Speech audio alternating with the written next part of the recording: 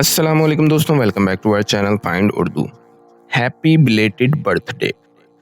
Happy belated birthday का मतलब है देर से जन्मदिन की मुबारकबाद। हैप्पी बिलेटेड बर्थडे का मतलब होता है जब आप किसी का जन्मदिन मिस कर दें और कुछ दिन बाद उसे मुबारकबाद दें। बिलेटेड का मतलब होता है देर से। Happy belated birthday, sorry I missed your special day.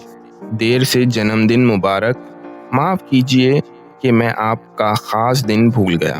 तो दोस्तों, हैप्पी बिलेटेड बर्थडे का मतलब है देर से किसी को उनके जन्मदिन पर मुबारकबाद देना। उम्मीद है अब आपको हैप्पी बिलेटेड बर्थडे का मतलब समझ में आ गया होगा। मिलते हैं नेक्स्ट वीडियो में। शुक्रिया।